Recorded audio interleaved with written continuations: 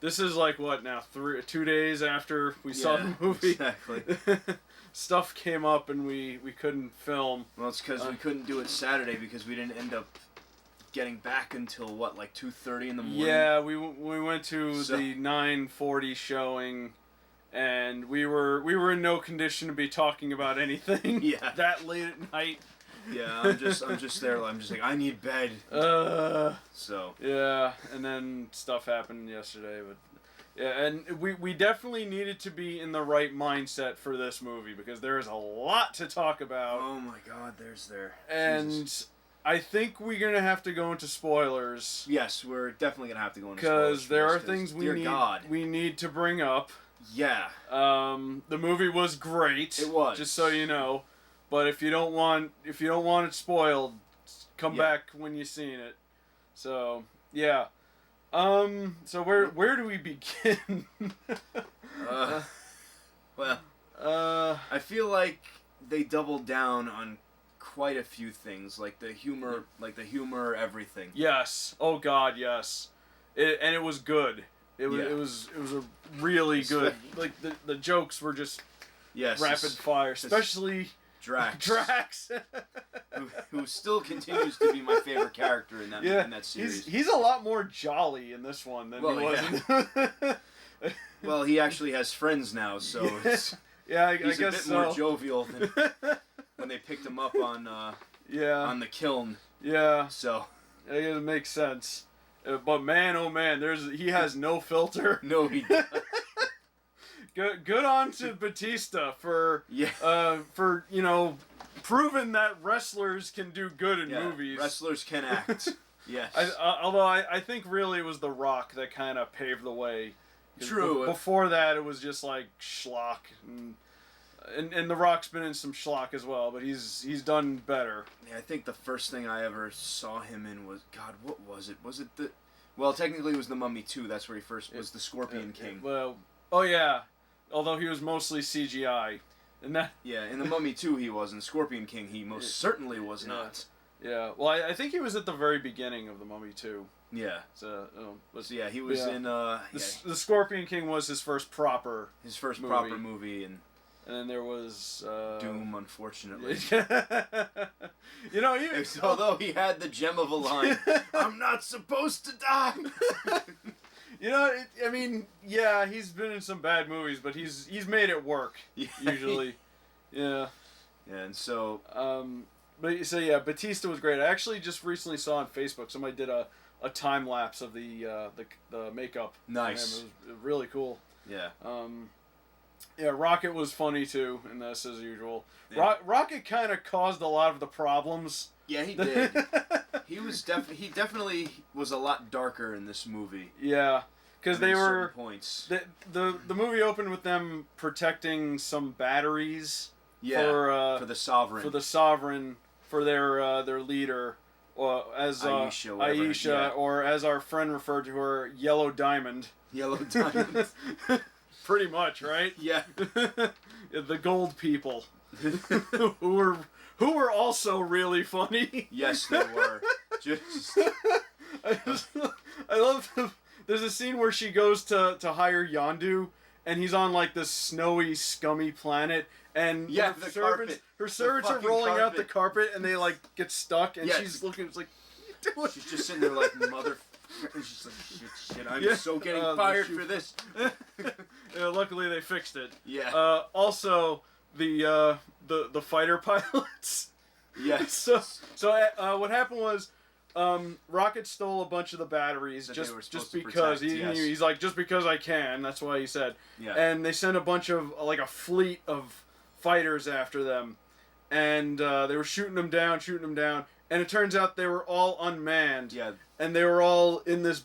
They were being piloted by like gamers. Yeah. They're it was like a giant arcade, pretty much, and when any of them got blown up, they're just like, shit. They made a lot of like arcade noises too. Yeah, they made like waka waka, like Pac-Man noises and stuff.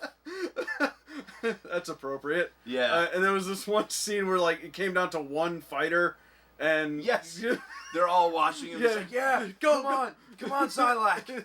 And then he crashed, and he had this look on his face like, And one of the guys just like, "You suck, Xylax." God, this movie was so good. It was.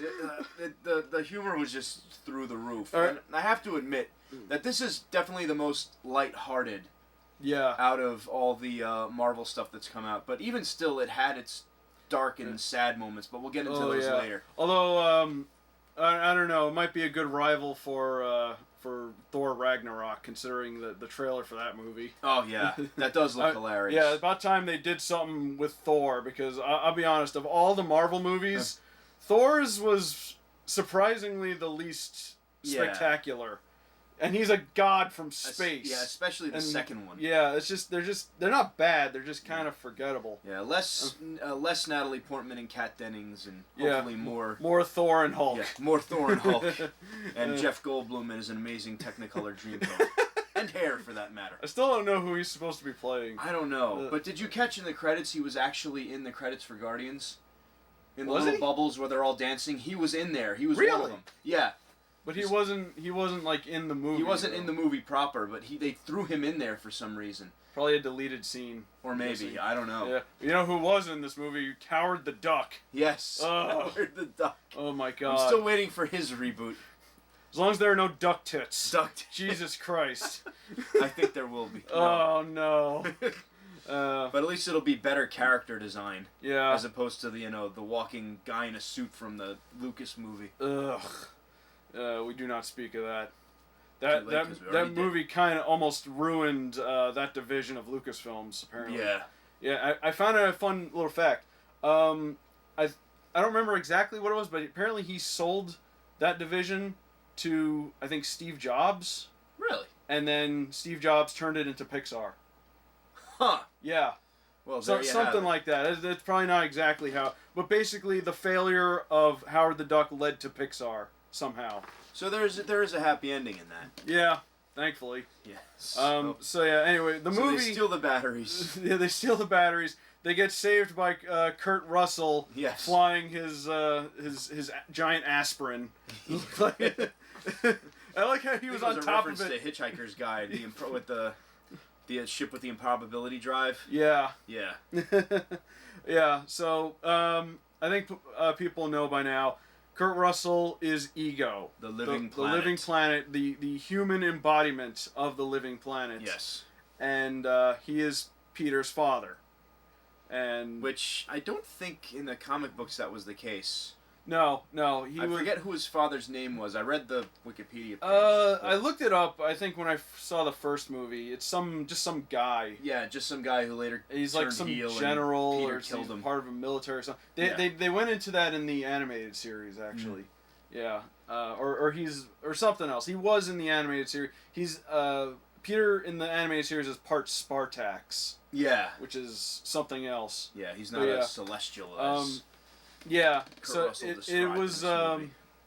There was a lot of debate over who his dad was going to be. A lot of people. The most popular theory was it's Adam Warlock, because it had to have been someone in the Marvel universe that Disney has that can handle an Infinity Stone. Yeah. And Adam Warlock was the best choice, but luckily, they had to bargain with Fox over the rights of Ego, as well as a few other things I found out. The Watchers as well. They had to. That's why they were in the movie. Yeah, they were in the movie. We'll get to that. We'll get to that in a bit. Also, apparently they co-own the Skrull. Oh, no kidding. Which might be what they're gonna do after the Infinity War. That'll be interesting. If they have the Skrull, then that opens up a lot of possibility. Yeah. That'll be interesting to see. So yeah. Especially if both studios capitalize on that and do like a cross-studio kind of secret invasion type thing as their second, Possibly. I mean. Yeah. They managed to get Spider-Man. I guess anything's possible. They just need the rest of the Fantastic Four. Because with the Fantastic Four comes so much other cool stuff that they can use. It's just a shame it's anchored to something that's so lame. Yeah. I'm sorry, I don't like the Fantastic Four, but that's just me. It's hit or miss with me. If it's done right, it's done right, The movies have not done it right. Yeah. So I'm hoping Disney gets them. Turn the Fantastic Four into a TV show. Get all the cosmic stuff. Throw it in with the Guardians. Yes. Give us a proper Galactus. Yes. Yeah. For God's sakes, please. Yeah. Don't make him a fucking cloud. Put in Submariner and all the other. Put in Namor. Yeah, and give us Doctor Doom. Yes. A proper Doctor Doom. Yes, for the love of God. Disney's Doctor Doom would be amazing, because Disney knows villains. Nice alliteration, by the way. That was good. Oh, yeah, I didn't realize that. Anyway, we're getting off topic. Yeah. So, yeah, Ego shows up and says, I'm your father, Peter, and then they go to his planet. Come to my whimsical planet, which is me. Yeah. But I gotta say, the visuals in this movie were great. Yes. The way that Ego looked, the way like things looked when they were like hopping through hyperspace. And, oh God. Yeah, there was. Yeah. that's where we saw the Watchers. Yes. And, so yeah, he came. They came to Ego's planet, and then Mantis was there. Character who I'm not very familiar with. Me neither. But she tries to warn them about something, and yeah, spoilers. It turns out that Ego has been fathering children all over the galaxy in an attempt to pass on his powers to someone so they can help him with his plan. By the way, the weakest part of this movie was Ego's plan. Yeah, the whole expansion thing. Yeah, basically he wants to turn every planet into him. And the way he does it is, they showed in the beginning when he met Peter's mother, he has this flower that he plants on every planet, and when his power is at maximum, when he's found his star child, I guess, he can activate his power, and the flowers turn into these big blobs blue of globs goop or that death or I guess whatever. take over their planet, and somehow that's part of him. What I don't know is, they showed at the beginning of the movie how he left one of those flowers on Earth. Yeah. He left it right in the woods behind a Dairy Queen. Yeah. So, and it was in like the early 80s and like 35 years prior. So you mean to tell me that nobody looked behind that Dairy Queen in 35 years and found this suspicious looking glowing plant? I know. And questioned it? That's how Little Shop of Horrors started. It was some like Seymour Krelborn lookalike going, I'm gonna snip this and put it in a pot. And it wasn't like in the middle of the woods. It was like 5 steps past the parking lot. It was in a clearing. It was clear as day. The fucking thing glows. Don't they have like gardeners for that shopping center that might stumble upon that or something? Yeah. I would say that was the one problem I had with the movie. Just the general plan Ego had. Yeah. But everything else was great. Kurt Russell was great as Ego. Oh, definitely. He was. Yeah, he was. They definitely casted him right. Yes. But yeah. Meanwhile, Rocket and they captured Nebula. That was part of the trade with the with the batteries. The batteries. And they captured Nebula, and her and Rocket got caught by Yondu's crew. Yes. And Yondu's crew started a mutiny because they think he's gone soft. Yeah. Yeah. Oh, by the way, Stallone was in this movie. Yeah, Sylvester Stallone. Yeah, I was actually looking up like him and his crews on Wikipedia and stuff, because this movie actually got me interested in researching obscure characters. Yeah, I think that should be the general drive of these movies is to do that. Yeah, and I was looking up all like his crew of buddies that we saw at the very end. Yeah. Man, do they look different in the comic. Oh, I bet they do. Stallone's character in the comic has this like crazy like superhero suit, and in the movie he's just like a guy. Yeah. Yeah, so he was apparently leader of the Ravagers or whatever. And there was a scene where he was arguing with Yondu, and he goes, "You betrayed us!" And I was waiting for him to say, "You betrayed the law!" Michael, it would have been funnier if Michael Rooker just went, "Law!" You know, his uniform kind of looked like the not the full Dredd uniform, but the one he just kind of wore casually. Oh yeah, the casual. Yeah, when he wasn't in uniform. Or even closer to the Carl Urban Dredd uniform, just without the helmet. Yeah. Anyway, they started a mutiny. You broke the code and you broke our hearts. Yeah. They started a mutiny, and the crew adapted a new leader. Yeah. Whose name is Taserface. That.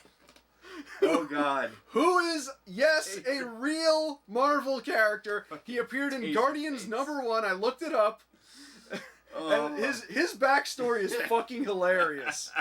He lived on a planet of primitives, and then somehow like a big cache of Stark Industry weapons found its way to their planet. Yes, and they adapted to it, and they called themselves the Stark now. Yes. So basically, it's a society that worships Tony Stark. Which, why wasn't that in the movie? I know. That's fucking hilarious. It's metaphorical. For what? Yeah, everybody was laughing. The whole thing with Rocket's reaction to that was the yeah. What was your second choice? Scrotum hat. Yeah. Fast forwarding a bit, Yondu and Rocket escape thanks to, by the way, a side character that stepped up, which was really cool. Yeah, oh God. He's played by James Gunn's brother. Yes, Sean Gunn. Yeah. Who was the stoner in the Belko experiment. Remember? Oh yeah, that was him. The one who was collecting all the ball bearings. Oh, yeah. Cool. Oh, yeah. That was really cool because they basically executed all of the loyalists to Yondu. And he went up like this guy who I didn't even know his name at the point, and he said they killed my friends, Yondu. We're gonna get them. Yeah. And just like that was so cool. I was praying he didn't die. I was praying stay alive, please. He did really become an ascended extra because he was like a no name in the first movie. Yeah. And then they go. Him and Rocket go to Ego. And to do that, they had to jump through like several space warps or something. 700. Oh my! And they like their faces were going all. It looked like, Looney Tunes. If you ever saw videos online called Content Aware Scale, where they it's like movie scenes, but they're like horribly distorted. It was kind of like that. Like their eyes bulge out, then their mouth stretches, and. Yeah, and that's when they ran into the Watchers because they just kind of powered through a bunch of warps. Yeah, and they warped past Stan Lee. Yeah, Stan Lee with the Watchers, and he's telling him stories about which is close to the fan theory. One time I was a FedEx employee, which. Yeah, all of his appearances are in fact interconnected. It is the same Stan Lee. Yeah. The theory was that Stan Lee was Uatu. But apparently that wasn't how it was. He was just kind of talking to them in a spacesuit. So we still don't really know who Stan Lee is because they kind of, at the end of the movie, they kind of abandoned him. They're like, hey, where you guys going? Can't you give me a ride? They got bored with his stories and it's like, I need a ride home. Wow, when the Watchers get bored of a story, yeah, exactly. That's pretty bad. Yep. So yeah, they go to Ego. They find out about Ego's plan. And they try and stop him. They also find out that Ego is the one that killed Peter's mother. Yep. Because he said he was so in love with her that if he had visited the planet again, he would not want to leave. So he basically gave her cancer, which is fucked up. Yeah, he's just like, and that's why I regret putting that tumor in her head. And the whole audience just went. And Quill went nuts. And without blinking, blast the shit out of him. Yeah.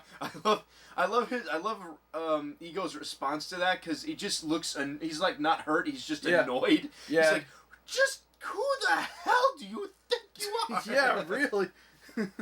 Yeah, it gets to a point where they go straight up like Dragon Ball Z on each other. Yes, they're it's glorious, smashing through rocks and stuff, punching each other. And since Peter's half like a demigod, basically, he has the same powers as Ego has. Yeah. So he can create stuff. And he's like, that was my favorite thing in the whole movie. He's just like, I'm gonna make so much weird shit. and he does, because during the battle with Ego turns into a giant, and Peter is like grabbing rocks around him. He turns into a giant Pac-Man. He turns into Pac-Man and eats Ego. Which is why I said the arcade noises were appropriate. Yes. But yeah, they have the final battle with Ego, and there was everyone had to get off the planet real quick. And it was just down to Peter and Yondu on the planet. And this is where things get pretty bad because basically they only had one spacesuit and one rocket pack. So he grabbed Peter and... My nipples! Ah!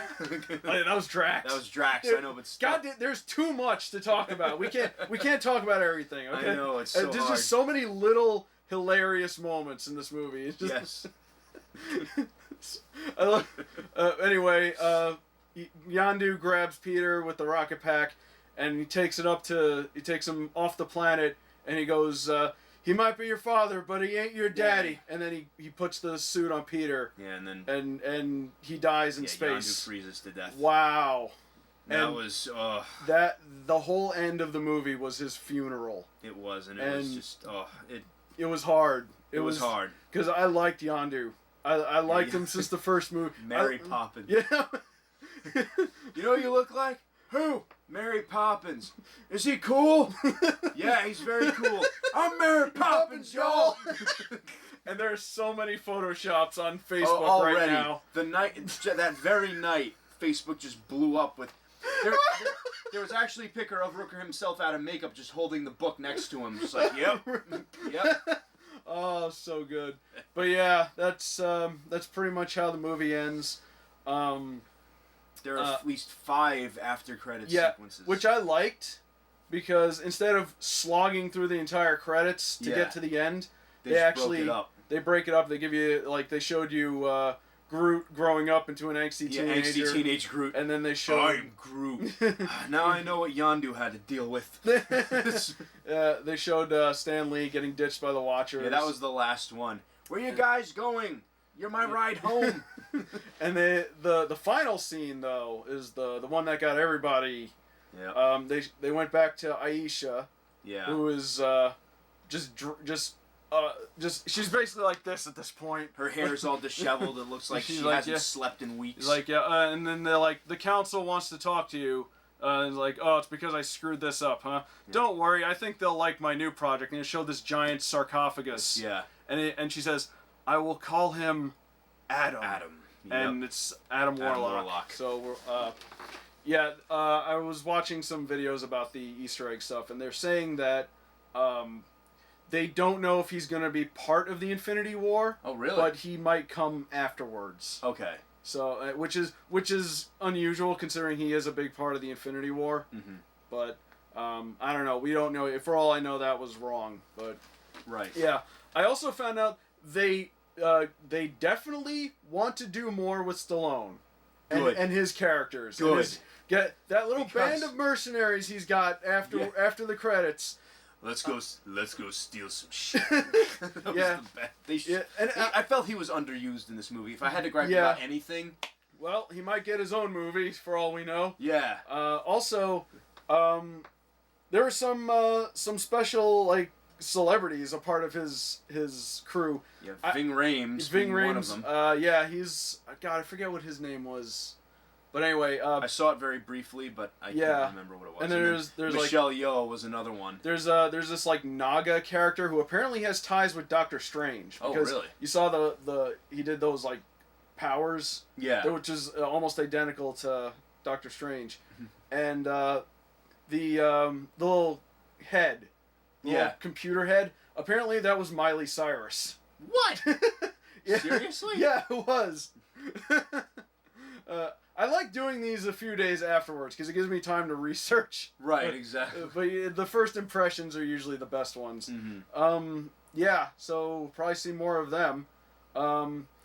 There was so many good things in this movie, especially the dynamics between the characters. Right. Like Gamora and Nebula. About how that whole sibling rivalry. Yeah, thing. she kept saying you keep trying to be better than me when she's just no, I'm not trying to be better than you. Yeah. And I just wanted a sister. Yeah. And they made up in the end, and she goes off to... Yeah, kind of, sort of, because she's still I'm still going to try and kill Thanos by myself. Yeah, well, that's Thanos. I mean, I guess they're cool still, but, well, I'm assuming she doesn't succeed, considering the Infinity War, although she'll probably just be a part of it. Yeah. Rocket and Yondu were the surprise ones. Yeah, Yondu especially stole the show in this movie. Yeah. He really did. He was the breakout character in this one. Yeah, which made it even more painful to watch him die. Yeah, really. Yeah. But that whole scene where, he's basically telling Rocket that he's no different than he is. Yeah, and he finally had to admit that he didn't keep Peter from Ego because, he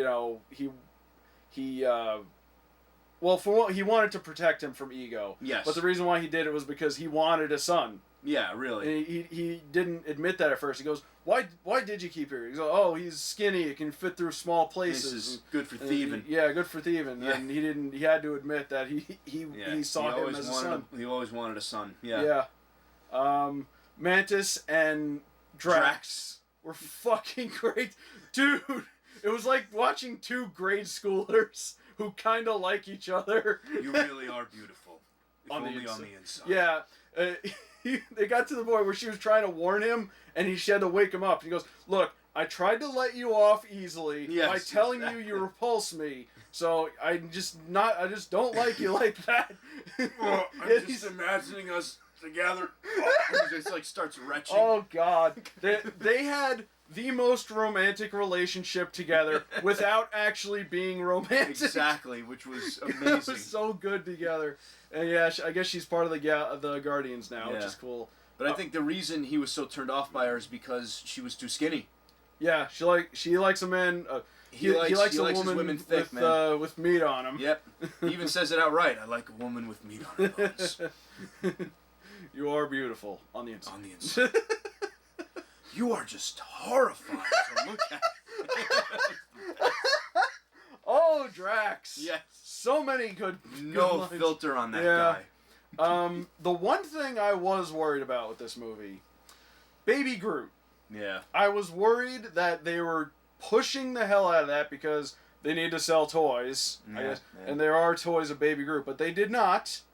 In fact, he not only was he downplayed pretty well, he was abused in this movie. He was. Because the Ravagers wanted to make him their mascot. Yeah. And they put a little suit on him, and they were like pushing him around, like pouring beer on him. Oh my God, poor Groot. It was bad. You could tell he was like upset. Yeah. And he would try to run at one of them, and they would just kick him in the face. Oh shoot. He got revenge. He got his vengeance. Though, when they broke out of the Ravager ship. Did he? Beautiful use of Jay and the Americans, by the way, but yeah. Oh yeah, the music in this was great too. Yes, of course it is. I was at least lip syncing to half of it. Yeah, but then again, it is Guardians. Yes. So, Zune. Yeah. Oh yeah, his Walkman. Ego crushed his Walkman. Yes. And that was like the final straw. You shouldn't have killed my mom and smashed my Walkman.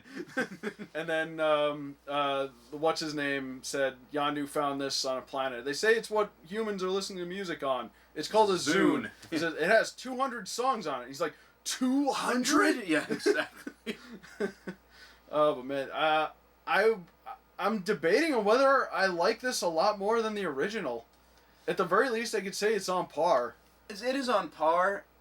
Personally, it felt like there was a lot more in it, but at the same time, it felt like there was less. Yeah. I think it was mostly because they spent so much time on Ego's planet, it's just, Yeah. That was probably the only gripe I can really think of. There wasn't as much travel as there was in the first movie. But they definitely kept the theme of, having it a lighthearted superhero movie. Yeah.